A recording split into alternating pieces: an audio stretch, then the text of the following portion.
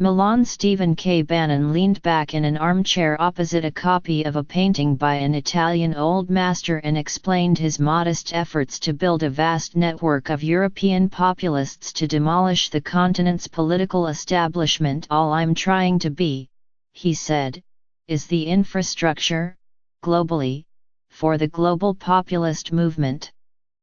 Just that.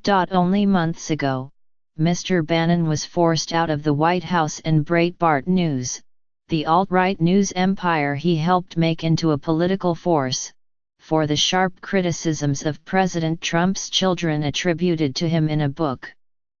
"He's lost his mind," Mr. Trump said at the time. But now Mr. Bannon, the architect of Mr. Trump's populist campaign message and the president's former chief strategist, has returned with an international mission. On Saturday, he is set to headline the annual conference of France's far-right National Front in the northern city of Lille, where he will be introduced by its leader, Marine Le Pen.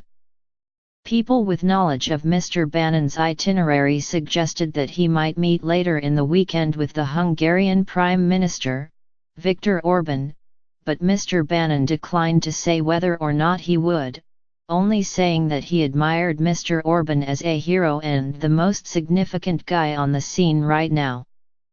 In Zurich, Mr. Bannon says, he had a fascinating meeting on Tuesday with leaders of Germany's far-right Alternative for Germany party. They included Alice Weidel and Beatrix von Storch, who recently reacted to a New Year's Eve public service announcement by the German police that went out in various languages, including Arabic, by tweeting, "Are they seeking to appease the barbaric, Muslim, rapist hordes of men?" But it is Italy, where populist forces smashed the country's establishment by combining to win more than half the vote on Sunday, that Mr. Bannon has turned into his de facto headquarters. In a sprawling interview here, he declined to name whom he had met, other than to describe them as a broad array of politicians, operatives, and investors.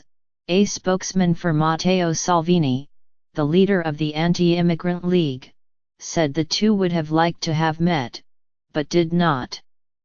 A spokesman for the anti-establishment Five Star Movement, which won a third of Italian votes, did not return a request for comment.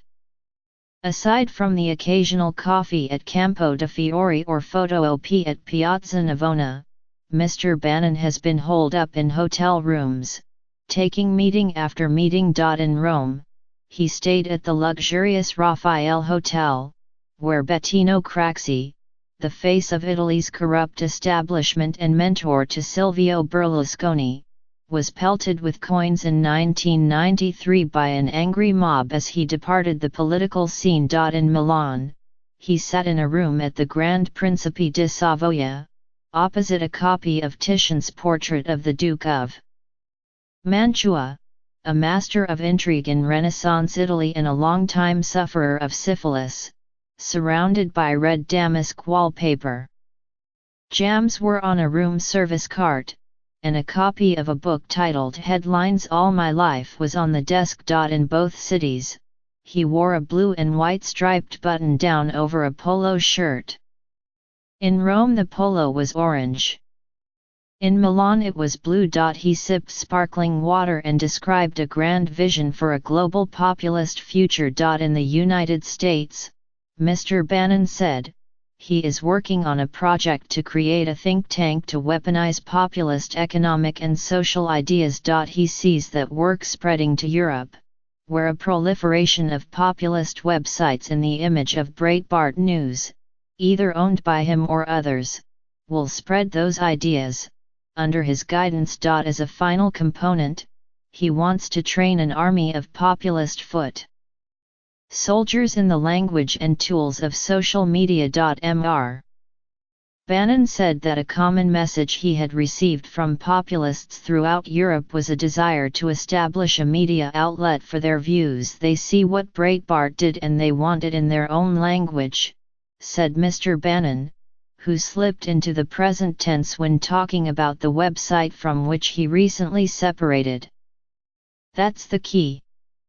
Right now my sites are in English, they want one in their own language, he said, calling that Phase 2. He could be forgiven the slip, as the site still seems to be in his thrall. Stephen K. Bannon took Zurich by storm Tuesday, addressing a sellout crowd, began Breitbart's article on the speech. But Mr. Bannon, who said he was paying for the trip, said he was weighing whether to buy a name-brand outlet like Newsweek or United Press International, or to start a new one, or to connect entrepreneurs with capital or invest himself. He imagined a scoop-driven and high-metabolism outlet like Axios, he said, referring to the buzzy Washington newsletter, but with a populist bent that would devour Europe's sleepy legacy papers whether I do it or a local entrepreneur does it, he said. There are going to be these populist nationalist news sites that pop up in the next year online. That will only take these things to the next level. With Europe more aggressively tackling the migration issue, Mr. Bannon was aiming to move the future battle of populism to other terrains. He said that the reason it was so important to get populist nationalist governments in place was to prepare for a coming great powers clash with an axis of ancient Turkish, Persian and Chinese civilizations. Elites can't fight that fight, he said. Because people have to buy into it. He is also increasingly interested in motivating people to fight media conglomerates like Facebook that monetize their data. And he has become fascinated with cryptocurrencies and how they can help populist movements, the subject of a speech he gave in Zurich this week. In preparation for the speech, organized by Die Weltwoche, a conservative Swiss magazine, Mr. Bannon said he visited the town of Zug, known as Crypto Valley for its bustling cryptocurrency industry. He was impressed. If Brussels and the European Central Bank is worried about Italy going to the lira, their concerns should be that all these communities and states are going to crypto, he said in Milan. In the meantime, he said, he admires Italy's populist parties for already being on the technological cutting edge. The Five Star Movement, a web-based party that preaches direct, online democracy, and the League, the hard right, formerly northern-based secessionist party, both dominated social media during the campaign. Often, their critics say, they did it with spurious and inflammatory fake news about migrants and crime. Many of those messages seemed propelled by automated bots rather than real supporters. You can't just have just all humans, I'm sure they have some bots, Mr. Bannon said, unbothered. The thing is that they are generating enthusiasm on shoestrings. He said he hoped the two parties would eventually join forces, something not out of the question as the Italians try to form a government after an inconclusive election. But he spoke also almost sympathetically about Matteo Renzi, the now vanquished Italian leader who only years ago seemed to be the future of Italy and the European centre-left. Mr. Renzi, he said, was an object lesson to every rising politician in Europe, and not a good one. The former Prime Minister, he said, had tried to play by Brussels's rules when it came to the migration crisis, and instead the European Union allowed other countries to close their borders, leaving Italy to take the brunt of the burden. They hung him out to dry, he said. Mr. Bannon said Italian voters on Sunday also spurned Pope Francis, who has urged tolerance for migrants. This vote was a rejection of the Pope, said Mr. Bannon, a Catholic who has nonetheless been a long-time critic of the Pope's politics. The Pope likes to see himself as a radical and an anti-establishment revolutionary for the little guy. The little guy put the Pope in his place on Sunday. He said he had intended to return to Rome to visit his allies in the Vatican, including the American Cardinal Raymond Burke, but then France's National Front extended its invitation. They said, "Hey, would you stay for the weekend?"